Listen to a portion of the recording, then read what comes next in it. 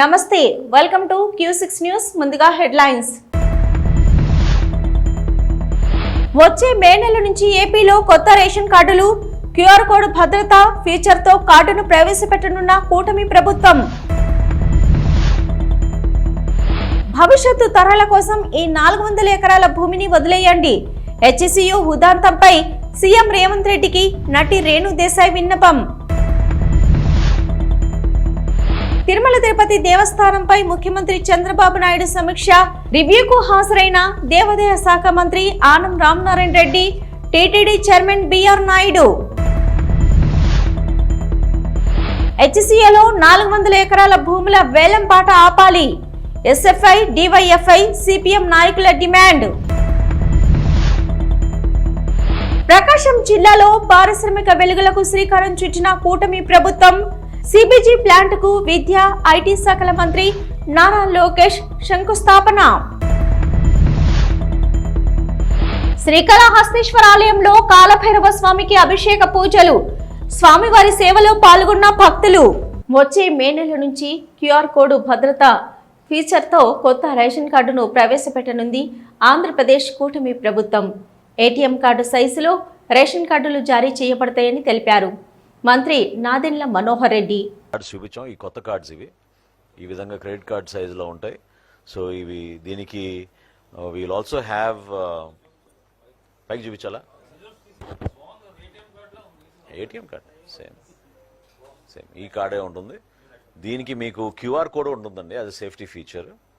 So ఈ card మనం కొత్తగా లాంచ్ చేయబోతున్నాం త్వరలోనే. ముఖ్యమంత్రి గారి సలహాలతోటి దానికి ఒక సిస్టమేటిక్ విధానంలో చేస్తాం. Yes, we'll replace it's called the rice card.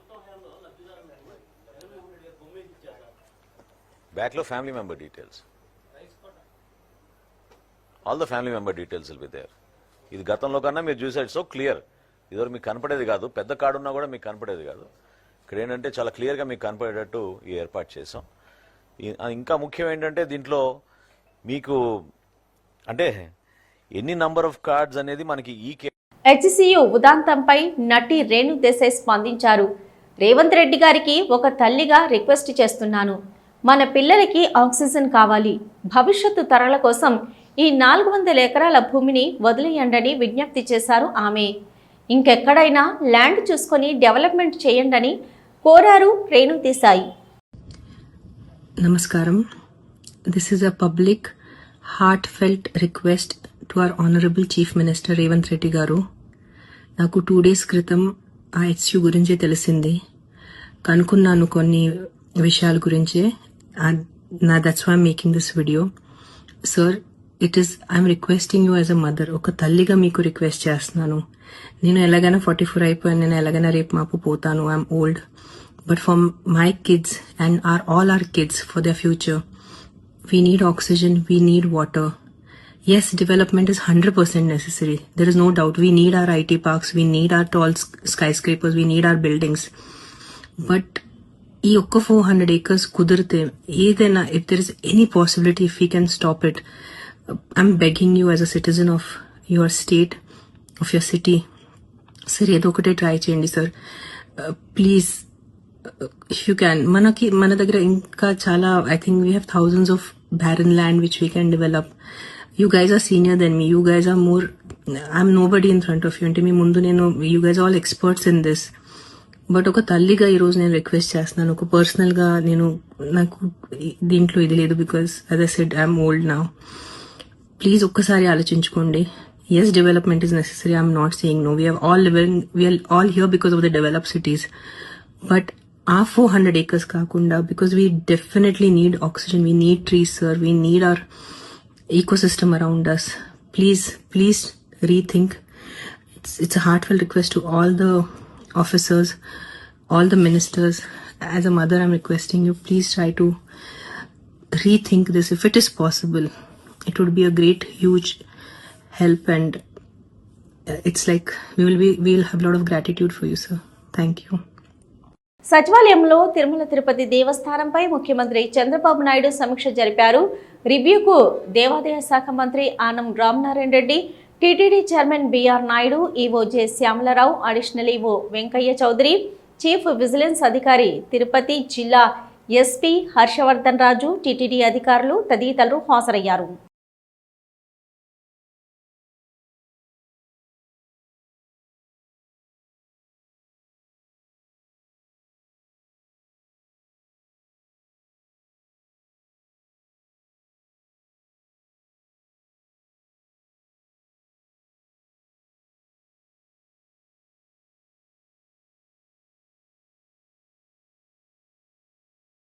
Hyderabad central university 400 ఎకరాల భూముల వేలంపాట్లను ఆపాలని, వెంటనే బుల్డోజర్లను, జేసీబీలను వెనక్కి తీసుకోవాలని డిమాండ్ చేస్తూ చెలో హెచ్సియు హైదరాబాద్ వెళ్తున్న ఎస్ఎఫ్ఐ, డివైఎఫ్ఐ, సిపిఎం నాయకులను పోలీసులు అరెస్టు చేశారు. రఘునాథపాలెం మండలం చిమ్మాపూడి గ్రామంలో నిరసన కార్యక్రమం నిర్వహించారు. చింతల రమేష్, డివైఎఫ్ఐ రాష్ట్ర కమిటీ సభ్యులు. హైదరాబాద్ సెంట్రల్ యూనివర్సిటీకి సంబంధించిన భూముల్ని కాంగ్రెస్ ప్రభుత్వం రేవంత్ రెడ్డి గారు బలవంతంగా వేలంపాట వేసి వాటిని అమ్మి ఈరోజు ప్రభుత్వానికి డబ్బులు సమకూర్చాలనే ప్రయత్నం చేస్తూ ఉన్నారు. దీన్ని ఎస్ఎఫ్ఐ, డివైఎఫ్ఐ తీవ్రంగా ఖండిస్తూ ఉంది, తీవ్రంగా వ్యతిరేకిస్తూ ఉంది. ఆ భూముల్ని కాపాడాలని చెప్పేసి మొన్న ఉగాది రోజు విద్యార్థులంతా, యూనివర్సిటీ విద్యార్థులు అడ్డుకునే ప్రయత్నం చేస్తే అక్కడ బుల్డోజర్ తోటి అట్లనే జేసీబీలతోటి విద్యార్థులను కూడా అక్కడ భయభ్రాంతులకు గురి చేసి అమ్మాయిలను చూడకుండా వాళ్ళని ఈడ్చుకెళ్ళి మరి వాళ్ళ మీద అక్రమంగా కేసులు పెట్టారు. నైట్ 11-12 వరకు అమ్మాయిలను కూడా హాస్టల్ స్టేషన్లలో ఉంచి తీవ్రంగా నిర్బంధించారు. ఈరోజు కాంగ్రెస్ ప్రభుత్వం అధికారంలోకి వచ్చాక మేము ప్రజాపాలన చేస్తాం, మేము ప్రజలకి గతంలో టీఆర్ఎస్ ప్రభుత్వం కేసీఆర్ ఒక నియంతలాగా వ్యవహరించాడు. ఆ గవర్నమెంట్ ఆ రోజు విద్యార్థులతో పెట్టుకుంది, అందుకని విద్యార్థులే ఆ రోజు ఆ గవర్నమెంట్ని మార్చారు. మరి ఈరోజు నువ్వు పరిపాలన అని చెప్పేసి అధికారంలోకి వచ్చిన ఇలా కాంగ్రెస్ ప్రభుత్వం రేవంత్ రెడ్డి గారు ఇలా 400 ఎకరాల ప్రభుత్వ భూముల్ని, యూనివర్సిటీ భూముల్ని ఎందుకు ఈరోజు నువ్వు ఏలంపాటు వేసి అమ్మి ఈరోజు డబ్బులు కొల్లగొట్టాలని చూస్తున్నావు అని చెప్పేసి మేము ప్రశ్నిస్తూ ఉన్నాం. అందుకని ఇవాళ నీకు ప్రజాపాలనలో ఇలా నిరసన తెలియజేసి హక్కుని ఈరోజు కాలు రాస్తూ ఉన్నారు. ఈరోజు కూడా రాష్ట్ర వ్యాప్తంగా మొత్తం ఎస్ఎఫ్ఐ, డివైఎఫ్ఐ కార్యకర్తలందరినీ కూడా ఇలా అరెస్ట్ చేస్తూ ఉన్నారు. దీన్ని మేము ఖండిస్తూ ఉన్నాం. ఎప్పటికైనా రేవంత్ రెడ్డి గారు ఏదైతే ఇలా హైదరాబాద్ సెంట్రల్ యూనివర్సిటీకి సంబంధించిన భూముల్ని 400 ఎకరాల భూముల్ని ఇలా కార్పొరేట్ వాళ్ళకి ఏలంపాట వేసి ఇలా అప్పజెప్పే ప్రయత్నం చేస్తూ ఉన్నావో, అమ్ముకునే ప్రయత్నం చేస్తూ ఉన్నావో దీన్ని వెంటనే విరమించుకోవాలి. లేకపోతే మాత్రం ఖచ్చితంగా గతంలో కేసీఆర్ ప్రభుత్వం కూడా విద్యార్థులతో పెట్టుకుంది. గతంలో ఉస్మాన్ యూనివర్సిటీ భూముల్ని, ఇంకా అనేక రకాల యూనివర్సిటీ భూముల్ని కాజేయాలని చెప్పి గతంలో కేసీఆర్ కూడా ప్రయత్నం చేశాడు. దాన్ని ఆ రోజు విద్యార్థులు తిప్పికొట్టారు. అందుకని ఇలా కేసీఆర్ని గత ప్రభుత్వాన్ని, టీఆర్ఎస్ ప్రభుత్వాన్ని విద్యార్థులే పడగొట్టారు. మళ్ళీ ఇవాళ ఈ కాంగ్రెస్ ప్రభుత్వం రేవంత్ రెడ్డి గారు కూడా మరి విద్యార్థులతో ఎందుకు పెట్టుకుంటా ఉండని చెప్పేసి మేము అడుగుతూ ఉన్నాం. ఖచ్చితంగా ఆయన పెద్ద దొర అయితే నువ్వు చిన్న దొరలాగా వ్యవహరిస్తూ ఉన్నావు. ఆయన ఒక నియంత అయితే నువ్వు ఒక నియంతలాగా మారుతూ ఉన్నావు. అందుకని ఈ నియంత ఆలోచనలు, ఈ దొర పోగొళ్ళన్నింటిని కూడా నువ్వు మానుకోవాలి.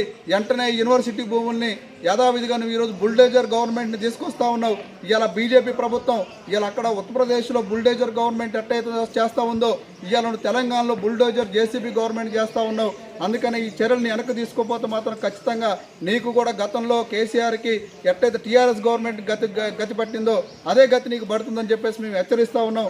ఎప్పటికైనా నువ్వు ఈ భూముల ఏలపాటిని మానుకోవాలని చెప్పేసి మేము డిమాండ్ చేస్తూ ఉన్నాం. ఈరోజు రాష్ట్రంలో ఎంత జరుగుతూ ఉన్నా కానీ ఇలా ప్రధాన ప్రతిపక్షంగా ఉన్న కేటీఆర్ కానీ, టీఆర్ఎస్ గవర్నమెంట్ వాళ్ళు కానీ, అట్లనే బీజేపీ కానీ, ఇలా కేంద్ర మంత్రులుగా ఉన్న కిషన్ రెడ్డి కానీ, బండి సంజయ్ కానీ ఎందుకు ఈరోజు మీరు కనీసం ఈ ఎస్సీ యూనివర్సిటీకి సంబంధించిన భూముల మీద మీరు మాట్లాడడం లేదు, ఎందుకు ప్రశ్నించడం లేదు, ఎందుకు ధర్నాలు చేయడం లేదని చెప్పేసి మేము వాళ్ళని కూడా ప్రశ్నిస్తూ ఉన్నాం. అందుకనే ఇవాళ సెంట్రల్ యూనివర్సిటీ ఎవరి పరిధిలో ఉంది? ఇవాళ సెంట్రల్ గవర్నమెంట్ పరిధిలోనే ఉంది. ఇవాళ వీసీని ఎవరు నియమించారు? మీ గవర్నర్ నియమించాడు. ఇలా గవర్నర్ కూడా ఎందుకు స్పందించట్లేదని చెప్పేసి మేము అడుగుతా ఉన్నాం. అందుకనే ఖచ్చితంగా ఈ విషయం మీద గవర్నర్ స్పందించాలి. కేంద్ర ప్రభుత్వం కూడా జోక్యం చేసుకోవాలి. ఇలా బీజేపీ బండి సంజయ్, కిషన్ రెడ్డి కూడా ఈ సమస్య మీద స్పందించకపోతే కనుక మీకు నిజంగానే కాంగ్రెస్కి, బీజేపీకి కూడా ఇవాళ అంతర్గతంగా సంబంధాలు ఉన్నాయని చెప్పి ఏదైతే చర్చ జరుగుతూ ఉందో ఇలా వాళ్ళు వచ్చినా వీళ్ళు వచ్చినా ఇలా కాంగ్రెస్ అయినా, టీఆర్ఎస్ అయినా, బీజేపీ అయినా ఎవరైనా కానీ ఇలా ప్రభుత్వ భూములు కొల్లగొట్టాలని చూస్తే, యూనివర్సిటీల భూములు కొల్లగొట్టాలని చూస్తే మాత్రం మేము చూస్తూ ఊరుకునేది లేదు. ఎస్ఎఫ్ఐ, డివైఎఫ్ఐగా పెద్ద ఎత్తున మేము భవిష్యత్తులో ఆందోళనకు సిద్ధమవుతామని చెప్పి ఈ సందర్భంగా హెచ్చరిస్తూ ఉన్నాం. రాష్ట్రంలో వెనుకబడిన ప్రకాశం జిల్లాలో పారిశ్రామిక వెలుగులకు కూటమి ప్రభుత్వం శ్రీకారం చుట్టింది. ప్రకాశం జిల్లా కనిగిరి నియోజకవర్గం పీసీపల్లి మండలం దివాకరపల్లి గ్రామ సమీపంలో రిలయన్స్ న్యూ ఎనర్జీ సంస్థ ఏర్పాటు చేయనున్న ఇంటిగ్రేటెడ్ కంపోస్ట్ బయోగ్యాస్ సిబిసి ప్లాంట్కు విద్యా ఐటీ శాఖల మంత్రి నారా లోకేష్ శంకుస్థాపన చేశారు. Reliance Industries director PMS Prasad, Reliance Industries Limited AP TS mentor PVS Madhavarao, Reliance bio energy CEO Harindra K త్రిపాఠితో కలిసి భూమి పూజ చేశారు. దివాకరపల్లి వద్ద 475 ఎకరాల్లో 139 కోట్ల పెట్టుబడితో 100 టన్నుల సామర్థ్యంతో రిలయన్స్ సంస్థ సిబిసి ప్లాంట్ను ఏర్పాటు చేస్తుంది. రిలయన్స్ రాష్ట్ర వ్యాప్తంగా నెలకొల్పనున్న 500 సిబిసి ప్లాంట్లలో భాగంగా తొలి ప్లాంట్కు బుధవారం మంత్రి నారా లోకేష్ శంకుస్థాపన చేశారు. స్వాగతం పలుకుతున్నాను. అండ్ హెచ్ఎంపాడు, వెలిగండ్ల, పామూర్, పీసిపల్లి, కనిగిరి, సిఎస్ పురం ఇలా వెనకబడిన ప్రాంతానికి ఇంత గొప్ప ప్రెస్టీజియస్ ప్రాజెక్ట్, మన దేశంలోనే మొట్టమొదటి Reliance Industries limited integrated compressed biogas hub. ఎట్టి పరిస్థితుల్లో మేనిఫెస్టోలో మనం ఒక మొదటి హామీ పెట్టాలి. అది 5 సంవత్సరాల్లో 20 లక్షల ఉద్యోగ కల్పనే మన లక్ష్యంగా పెట్టాలని కోరటం జరిగింది. ఆ హామీ ఇచ్చే ముందర నేను అనేక మందితో మాట్లాడా. వాళ్ళందరూ అన్నారు, ఈ హామీ మీరు సాధించగలుగుతారా, చేయగలుగుతారా అని అడిగారు. కానీ వాళ్ళు ఒకటే చెప్పా, నా ధైర్యం ఒకటే, నా బ్రాండ్ ఒకటే, ఆ బ్రాండ్ పేరు 3 అక్షరాల సిబిఎన్. మొన్న ఢిల్లీలో ఒక ఇంటర్వ్యూకి వెళ్ళా. అక్కడున్న విలేకరు నన్ను అడిగాడు, తెలంగాణకి హైదరాబాద్ ఉంది, తమిళనాడుకి చెన్నై ఉంది, ఎట్టి పరిస్థితుల్లో మేనిఫెస్టోలో మనం ఒక మొదటి హామీ పెట్టాలి. అది 5 సంవత్సరాల్లో 20 లక్షల ఉద్యోగ కల్పనే మన లక్ష్యంగా పెట్టాలని కోరటం జరిగింది. ఆ హామీ ఇచ్చే ముందర నేను అనేక మందితో మాట్లాడా. వాళ్ళందరూ అన్నారు, ఈ హామీ మీరు సాధించగలుగుతారా, చేయగలుగుతారా అని అడిగారు. కానీ వాళ్ళు ఒకటే చెప్పా, నా ధైర్యం ఒకటే, నా బ్రాండ్ ఒకటే, ఆ బ్రాండ్ పేరు 3 అక్షరాల సిబిఎన్. మొన్న ఢిల్లీలో ఒక ఇంటర్వ్యూకి వెళ్ళా. అక్కడున్న విలేకరు నన్ను అడిగాడు, తెలంగాణకి హైదరాబాద్ ఉంది, తమిళనాడుకి చెన్నై ఉంది, కర్ణాటకకి బెంగళూరు ఉంది, ఆంధ్ర రాష్ట్రానికి ఏముందని అడిగారు. అతన్ని ఒకటే చెప్పా, మాకు చంద్రబాబు నాయుడు గారు అని ఒక బ్రాండ్ ఉన్నాడు, అందుకే మా రాష్ట్రం రూపురేఖలు మేము మార్చబోతున్నామని. శ్రీకాళహస్తీశ్వర ఆలయంలో కాలభైరవ స్వామికి మంగళవారం రాత్రి అభిషేక సేవ నిర్వహించారు. భక్తులు తమ దోషాలను తొలగించుకునేందుకు అభిషేక పూజలు జరిపించుకుంటారు. ఆలయ పూజారులు మూలమూర్తితో పాటు ఉత్సవమూర్తికి వివిధ రకాల సుగంధ ద్రవ్యాలతో అభిషేకాలు జరిపి అనంతరం దివ్య అలంకారాలతో ఉత్సవమూర్తిని ఆలయ ప్రాంగణంలో ఊరేగించారు. భక్తులు అధిక సంఖ్యలో పాల్గొని అభిషేకాలు నిర్వహించుకొని మొక్కులు చెల్లించుకున్నారు.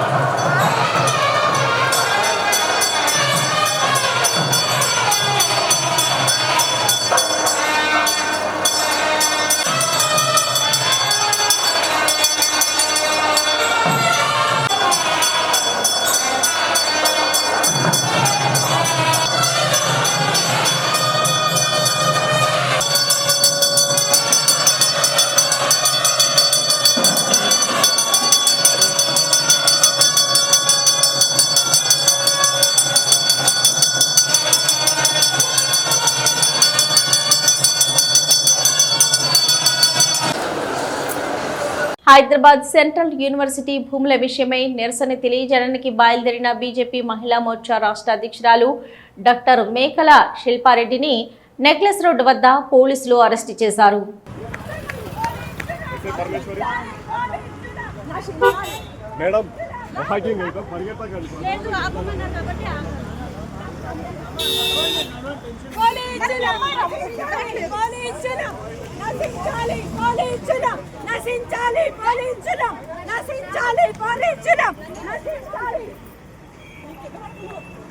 Revanth Reddy down down, chief minister down down, దోసుకుంటున్నాడు హైదరాబాద్ అంతా.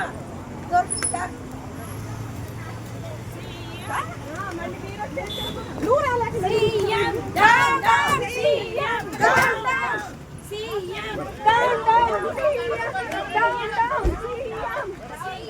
విజయనగరం రైల్వే స్టేషన్ సమీపంలోని వెంకటలక్ష్మి థియేటర్ జంక్షన్ వద్ద నాగవల్లి ఎక్స్ప్రెస్ పట్టాలు తప్పింది. వెంటనే అప్రమత్తమైన అధికారులు 2 బోగీలు తప్పించి మిగతా ట్రైన్ను పంపించే ఏర్పాటు చేశారు. దీంతో ఘోర రైలు ప్రమాదం తప్పిందని అంతా ఊపిరి పీల్చుకున్నారు.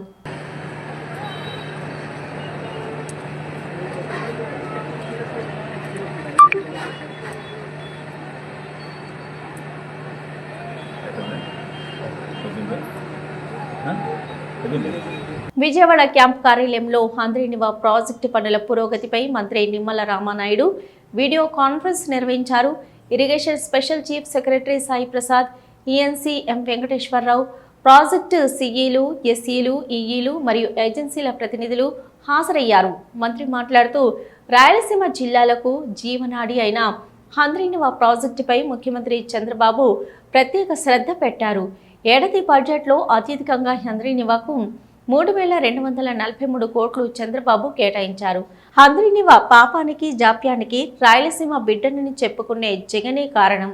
2014-19 టీడీపీ పాలనలో హంద్రీనివాకు 4,000 కోట్లు ఖర్చు పెడితే వైసీపీ పాలనలో కేవలం 500 కోట్లు మాత్రమే ఖర్చు పెట్టారు.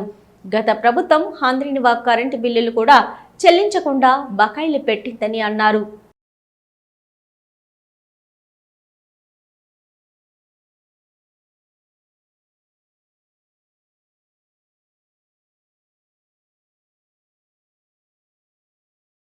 నల్గొండ జిల్లాలో ప్రారంభమైన రేషన్ పంపిణీ కార్యక్రమం రాజకీయ రగడకు దారితీసింది. తాజాగా నల్గొండ జిల్లా కనకల్ మండలం జి యడవల్లి గ్రామంలో సన్నబియ్యం పంపిణీని మంత్రి కోమటిరెడ్డి వెంకటరెడ్డి ప్రారంభించారు. అయితే ఈ కార్యక్రమంలో ఎంపీ కందుకూరి రఘువీరారెడ్డిని అవమానించారనే ఆరోపణలు వెల్లువెత్తుతున్నాయి. స్టేజ్పై ఏర్పాటు చేసిన ఫ్లెక్సీలో ఆయన ఫోటో ప్రచురితం చేయకుండా అవమానపరిచారని, ప్రోటోకాల్ పాటించకుండా అధికారులు వ్యవహరించారని ఎంపీ అనుచరులు మండిపడుతున్నారు. ఈ వ్యవహారము నల్గొండ జిల్లా రాజకీయాల్లో కొత్త చిచ్చు రేపింది. ప్రస్తుతం ఈ వ్యవహారం నల్గొండ జిల్లా రాజకీయాల్లో తీవ్ర చర్చనీయాంశంగా మారింది. జానారెడ్డి వర్సెస్ కోమటిరెడ్డి రాజకీయ సమీకరణాలు ఈ వివాదానికి ఆజ్యం పోస్తున్నాయని రాజకీయ విశ్లేషకులు భావిస్తున్నారు. మన ప్రజా ప్రభుత్వం ఇందులో మన రాజ్యంలో అందరూ కూడా ఈ నెలకొల్లి మీ కార్డు మీద సన్నదిన ఇవ్వడానికి మనలో గౌరవ ముఖ్యమంత్రి గారు హుజూర్నగర్లో ఈ కార్యక్రమాన్ని ప్రారంభించుకోవడం నిజంగా ఎంతో సంతోషకరమైన రూపం. మీరు మొన్నటి వరకు రేషన్ కార్డులో బియ్య తెచ్చుకొని మీరు ఎన్నుకొని తిన్నారా? విజయం చెప్పారు. మీరు తిన్నారా? సగం మంది దీనిలో ఎన్నుకున్నారా? చెప్తానే మీరు ఉన్నాయా? అందరూ అందుకున్న డీలర్కి వచ్చింది 6 రూపాయలకు. ఇప్పుడు ఇచ్చిన అవసరం లేదు డీలర్లకు. ఆ డీలర్ ఏం చేస్తే 10 రూపాయలకు రైతులకు అమ్ముకుంటారు. ఆయన ఖాళీ చేసి 30 రూపాయలకు బయట అమ్ముకుంటారు. ఈ భాగంలో పాటు పేదవాళ్ళు కూడా తెలంగాణ వచ్చిన గరీబ రాష్ట్రం మన రాష్ట్రంలో పేదోళ్ళు కూడా పెద్దోళ్ళలాగా ఎన్నుకుంటామని ఒక నిర్ణయం తీసుకున్నాం.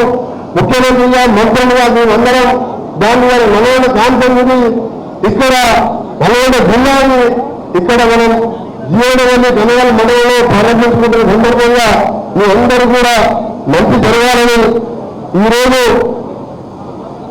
మనం మొన్నటి వరకు 10 ఏళ్ళకే చూస్తున్నారు. ఒక రేషన్ కార్డులో వచ్చింది అందుకు ఒక కొత్త రేషన్ కార్డులో పుట్టిన పేర్లు ఎక్కిస్తున్న రేషన్ కార్డులో ఎక్కలేదు. చనిపోయిన పేర్లు తీసేసిందా? కానీ మనం మొన్ననే 20 లక్షల మంది కొత్త పేర్లు నమోదు చేస్తాం. తెలంగాణ మొత్తంగా 2,80 లక్షల మంది నుంచి ఇలా 3,10 లక్షల మందికి రేషన్ బియ్యంతో పాటు ఇతర సరుకులు కూడా అందియాలని ఆలోచనతో 10 ఏళ్ళు సాధించిన పెద్దలు ఒక 49,000 కార్డు మాత్రమే ఇవ్వడం జరిగింది. మనం 15 నెలల్లోనే 20 లక్షల కార్డు ఇచ్చినాం. మనం కార్డులతో పాటు మీకు రేషన్ మాత్రం 5 లక్షల రూపాయలతో ఇల్లు కూడా రాబోతున్నాం. మనం గతంలో జీవనవల్లిలో ఎన్ని నటిస్తున్నాం చెప్పండి. మీ ఊర్లో గారు ఎన్ని నటిస్తున్నాం మీ ఊర్లో? అప్పుడు మనం కట్టించే 500 ఇల్లు 20 ఏళ్ల కింద 1,00,000 రూపాయలు అంటే 500 ఇల్లు మీ ఊళ్ళో కట్టించి దగ్గర ఉండి అన్ని కాలనీలో నేనే ముగ్గు వేయించి 5 లక్షలు. అప్పుడు 1,00,000 అంటే 20 ఏళ్ల కింద 1,00,000 అంటే ఇలా 10 లక్షలతో సమానం. ఇప్పుడు మళ్ళా 5 లక్షల రూపాయలతో మళ్ళా మన ఇండియాలో ఇల్లేస్తున్నాం. చరిత్రలో ఉంచితే ఈ యొక్క కార్యక్రమం ఇక మీరెవరు బియ్యం వండుకోకుండా మీరు మంచిగా ఎవరికి అమ్మకుండా తినే ఒక చారిత్రకమైన అదొక పథకం కాదు. అది ప్రభుత్వ పథకం కాదు. అది నిరుపేదల కోసం ఆత్మగౌరవ పథకం. నిరుపేదలు కూడా ధనవంతులాగా మంచిగా కడుపు నిండా మంచి తినాలని ఒక ఆత్మగౌరవ పథకం అని చెప్తారు. మీరు ఎవరైనా సరే పేదవాడు గుర్తలో ఉన్నా గుర్త లేకుండా చెట్టు కింద పడుకునే గుర్తించాలి. మన పార్టీ ఉంది అని చెప్పి ఎందుకంటే వాళ్ళు దళితులు ఇచ్చుకున్నట్టు వాళ్ళ కార్యకర్తలు జీవితం మన దాంట్లో కానీ వేరే పార్టీలో ఉన్నా పేదవాడికి ఇచ్చినప్పుడే నిజంగా అది నిజమైన పేదల ప్రభుత్వం. ఇవి ఇప్పటి వరకున్న అప్డేట్స్. మరో బులెటిన్తో మళ్ళీ కలుద్దాం.